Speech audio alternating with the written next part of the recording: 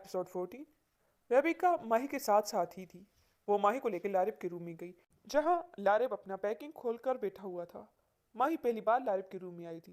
लारिब के रूम में बालकनी भी थी, जहां से लॉन बहुत खूबसूरत दिखाई देता था। रेबिका, भाई आप मेरे लिए गिफ्ट्स लाए? वो अंदर आते हुए बोली। जी मेरी जान, बहुत सारे गिफ्ट्स लाया हूँ। ये लो खोल के देखो।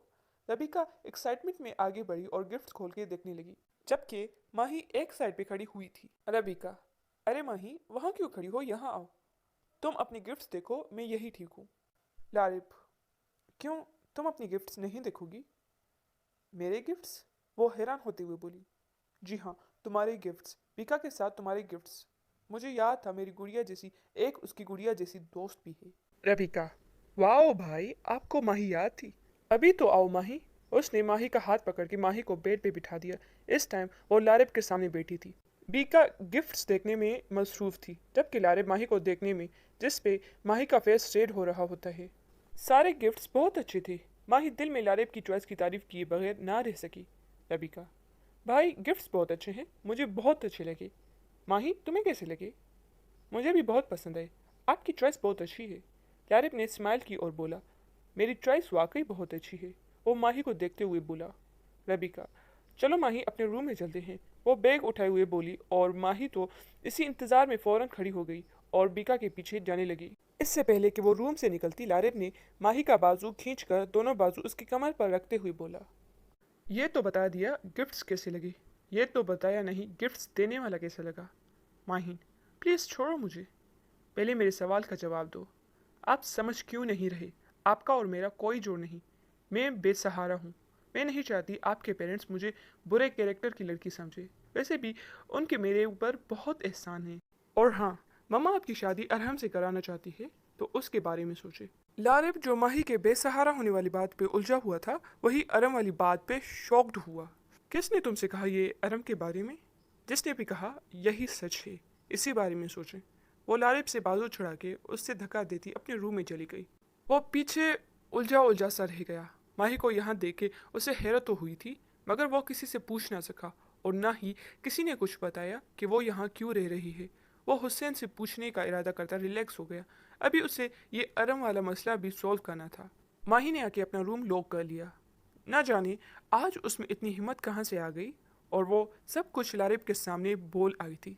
माही जानती थी कि अरहम लारिब को पसंद करती है और उसे ये बात बीका ने बताई थी। अरहम इसके मामू की बेटी है। लारिब की मोम माही को जितना भी प्यार देती, मगर वो अपनी भांजी पे तो उससे फोकियत नहीं दे सकती थी। इसीलिए वो खुद ही लारिब से दूर रहने की कोशिश कर रही थी।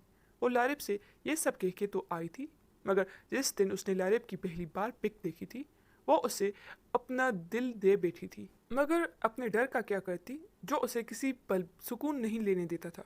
माही को डर था कि अगर लारिब ने मम्मा से बात की और वो ना माने, फिर सारा कसूर इसका निकला और उसे घर से निकाल दिया, तो वो कहाँ जाएगी। इसीलिए माही ने बेहतर यही समझा कि वो लारिब को भुला के इज्जत से रहे।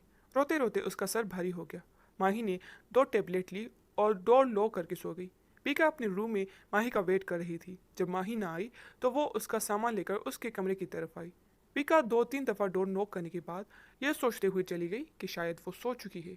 दूसरी तरफ हुसैन अभी ऑफिस से आके अपने रूम में बैठा ही था कि लारिब आ गया और बोला, मुझे तुमसे ज़रूरी बात करनी है। क्या बात? तुम परेशान लग रहे हो। तुम मुझे माही के बारे में बताओ। वो यहाँ, और उसके बाबा कहाँ है? वो इधर क्यों रह रही है? हुसैन ने गहरा सांस लिया और आहिस्ता आहिस्ता सारी बात बताने लगा, जिससे सुन के लारिब को बहुत दुख हुआ। वैसे तुम क्यों पूछ रहे हो, कहीं कुछ? वो भी बताता हूँ। पहले तो मुझे अरहम वाली बात बताओ कि मम्मा मेरे और अरहम के बारे में क्या सोच रही है।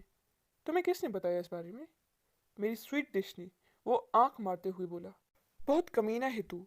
मतलब मेरा शक सही था। जिस रात आया माही से मिल लिया था। जी हाँ, ना सिर्फ मिला बल्कि उसे बता भी दिया। क्या बता दिया? यही कि वो सिर्फ मेरी है और किसी के बारे में ना सोचे। ध्यान से यार, मेरी बहन बहुत मासूम है। कुछ उल्टा सीधा ना करना। वो तेरी बहन कब से हुई? जब से तू उसका सैयां हुआ, तब से मैं उसका भैया हुआ। हुसैन शरारत से बोला। तो वो दोनों हंसने लगे। अच्छा, चाचा चाची से बात कर लेना, ये ना हो वो अरम और तुम्हारा रिश्ता पक्का कर दे। हाँ हाँ, बात तो करूँगा, शादी तो मेरी तेरी बहन से ही होगी। तो फिक्र मत कर, तुझे ही अपना साला बनाऊंगा। हाँ हाँ बहनोई साहब, हम तैयार हैं। वो एक हाथ सीने पे रखता झुकते हुए बोला। अच्छा यार ठीक है, तू रेस्ट कर। मैं तेरे ऑफिस से आते ही तुझे लेके बैठ गया, बाद में बात करते हैं। वो रूम से जाते हुए पूछा। उसने दिल में सोचते हुए, तुझे क्या पता लाली, मैं ऑफिस से आके अपनी जान बीका से मिलने चला गया था।